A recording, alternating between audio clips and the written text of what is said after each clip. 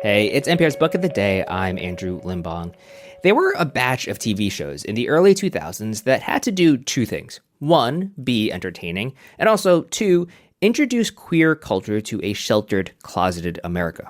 I'm talking about Will and Grace, Queer as Folk, Queer Eye for the Straight Guy. Still, there weren't many shows specifically focused on queer women. But then came the L Word on Showtime. That show was an important cultural phenomenon, and you can see its fingerprints all over television today. Leisha, Hailey, and Kate Moennig were two stars of the L Word, and they've got a new memoir out about their time on the show titled So Gay for You. And they spoke to NPR's Juana Summers about not just what they loved about the show, but also some of their regrets. That's ahead. This message comes from Carrier, engineering climate and energy solutions that make homes comfortable, help businesses thrive, and keep industries moving forward. Creating breakthrough solutions and rethinking indoor environments to enhance lives today while helping build a more sustainable tomorrow. Connecting the cold chain to move food and life-saving medicine across the globe. Discover more at Carrier.com. Carrier, for the world we share. This message comes from Stamps.com. Stamps.com simplifies your postage needs and adds valuable time back into your workday, so you have more flexibility to focus on what only you can do. Go to Stamps.com and sign up with code NPR for a special offer. By the early 2000s, only a handful of queer female characters had ever been featured on television. So just imagine the buzz when the L Word premiered in 2004. Okay. Melanie slept with Heather. Okay. Heather slept with Brooke. Heather slept with Brooke? Yes. Brooke slept with Nina. And I slept with Nina. See that? Wow, yeah. So 4. 1, 2, 3. That is how many people it takes to link you to me.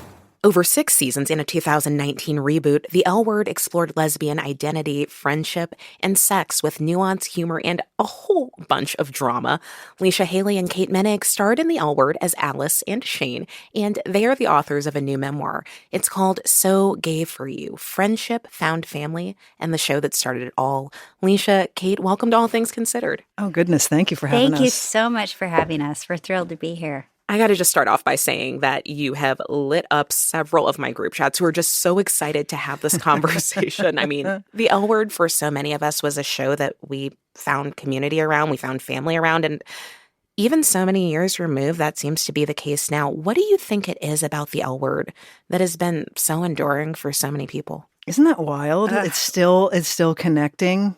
And it still means something to us to talk about, right? Yeah, maybe it's because nothing has ever filled its place. And you'd think it would after all this time, but nothing had. It also was about the friendships. Yeah. And I think that surprised a lot of people. Like a lot of straight people watched the show as well because that's what they identified with. Also, it was the first. Yeah. You can't beat the first of anything. And that certainly might add to it. I want to start by talking a little bit about your origin story. You guys met in the casting process for the show. You were both up for the same part to play the character Shane, which Kate ended up portraying. And there's this sort of immediate magnetism between the two of you that you describe in the book. I'll let you pick up the story from here. Well, that is a true story. We were both testing. It was actually the last phase of the audition process. We were the only two. And it's shocking to people, including myself, that I was up for that part because I can't imagine it being played by anyone but Kate. Maybe in a Black Mirror episode, it's going to switch where you can, and then maybe I play a version of Alice. Oh, never thought of that. Yeah. It took a long time before there was another show quite like this. And I wonder if you feel like when you look at our films, our media, or even our music to some degree, if there's a more well-rounded representation of queer people. I felt like it was quite one note in the pre-L Word era, at least in my opinion. I mean, I think like if you think of just like a power lesbian, let's just talk about that for a second. It was very corporate. It was career-driven, like the suits. And it just felt like, I'm not going to say one note, but it was like, oh, a woman who walks in and knows what she wants. And now I feel like the idea of a power lesbian would be more inclusive and more fluid. I feel like queer characters are more well-rounded. I just don't think we have reached the goal yet where we have enough queer characters on television. So we're always left with these crumbs and we're supposed to be so happy every time we see one. And of course we are, but I just think there's so much work to be done. One thing the show did back then was break cliches. Mm-hmm. And I can speak for Shane as an example. No one really understood what that character was until she landed on screen, and then it started to make sense. And I think that's because she's an example of breaking a cliche. Like, if you're boyish or if you sort of lean more masculine, less feminine, you're considered butch. It's like, well, that's not necessarily true. It was very binary It was back then. binary. And So now I think there's more of like this beautiful arch of where you can fall in that. I mean, I do have to ask you, do you think you'd ever revisit those characters again? I know, of course, there was the Generation Q reboot, but will we ever see an Alice or a Shane? Well, we never say never, but we don't own the brand or the IP, or we have no say in it. Who knows? I mean, we had a reboot one time. Maybe in 20 years, they're going to want to do L-word hospice care. You never know. When I started reading the book, I took the opportunity to rewatch some of the episodes of the show, which I've done from time to time over the years. Oh, no. Oh, no. And there's so much in it that I love, but there are also some other parts that don't stand the test of time as well. And Leisha, you wrote about the way that the show mirrored the cultural attitudes at the time towards bisexuality, and the way that the show understood the gender spectrum was also pretty fraught. And you've said that some scenes in the way that trans and non-binary people were treated fill you with shame. Can you talk a little bit about that? Yeah, I mean, I don't take responsibility for the lines I had to say or some of the scenes we all had to act, because I would say all of us said things that were offensive. But I don't like that I was a part of that. I can't change where we were at the time. The writers were only using the language they had at the time. Mm-hmm. I do think, however, we were the first show to put those kinds of people on screen. So I'm both proud and ashamed at the same time. It depends which scene we're talking about. I know there were times where even Shane and Alice would completely be dismissive to Max, the character, as though he didn't exist or what he was trying to say didn't matter. It's that sort of ghosting, in a way, of someone's identity. Mm-hmm.